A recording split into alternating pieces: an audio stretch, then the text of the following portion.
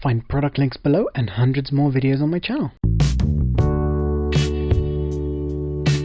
Hey everyone, welcome back. This is the Boker Plus Nano. This is the 42 version, which is the non-locking version. And the reason I got this one is because I'm in the UK, and in the UK it's not okay to carry around a locking knife in your pocket. So in my opinion, this is sort of the perfect gentleman's knife. And why do I say that? Obviously other people might have a different opinion, but basically the reason I love this is because it's very nice and, in my opinion, stylish and compact and non-offensive looking, in my opinion. You know, if something like this, I don't feel that it's, you know, an offensive thing. It feels more like a tool, like a little pocket knife. This is the Lansky Wild Legal, that's the name of the knife.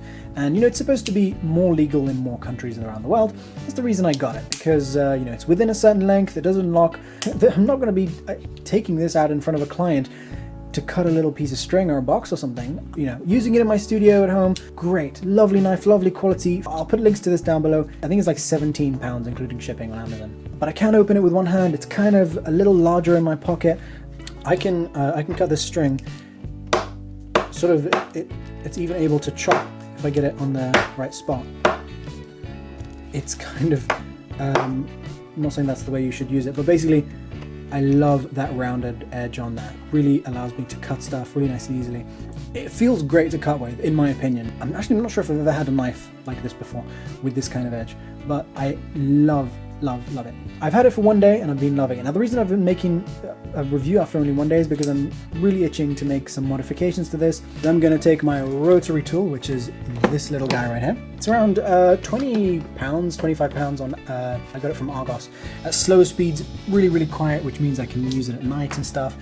At the highest speed, it's louder. So, you know, I'm not going to be cutting metal at night, but I can still do small jobs at night. I love that little thing. Have a look for my review in the links down below. It's awesome for anyone who likes to modify stuff and do DIY stuff. This little area sort of points outwards. For me, I don't really find that ideal. I'd rather have a little area for my hand, a little sort of, I'm basically just going to cut some of this metal out. I am not a big fan of big knives. I'm actually someone who prefers small knives, and that's one of the reasons I got this. I wanted something that I could hold close to the edge, because for me, holding a knife and cutting with the edge far away from my hand is less comfortable for the kind of work that I do.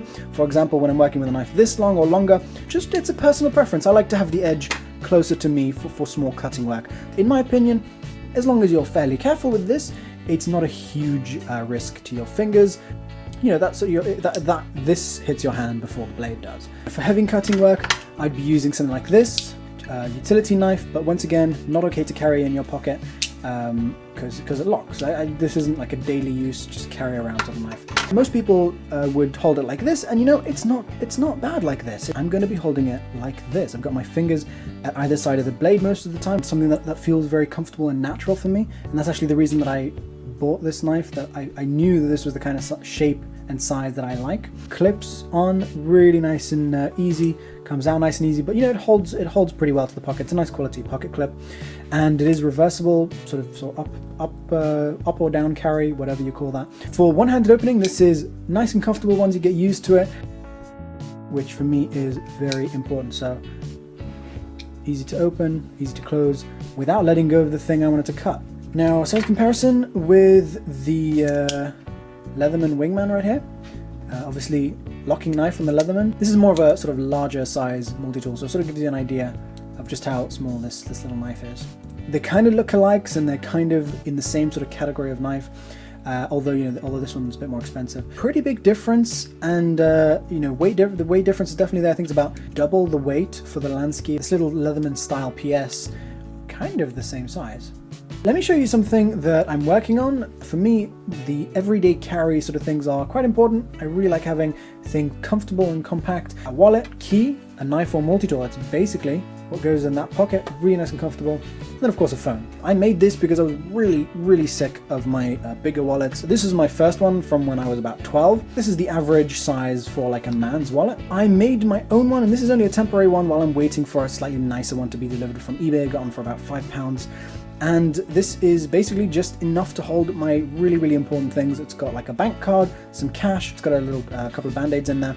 It's got a free coffee card from Waitrose. They call it the My Waitrose card, but really it's a free coffee card. Come on, Who are we kidding? If you're wondering what these are, this is what I use to carry stevia in, since I can't have sugar.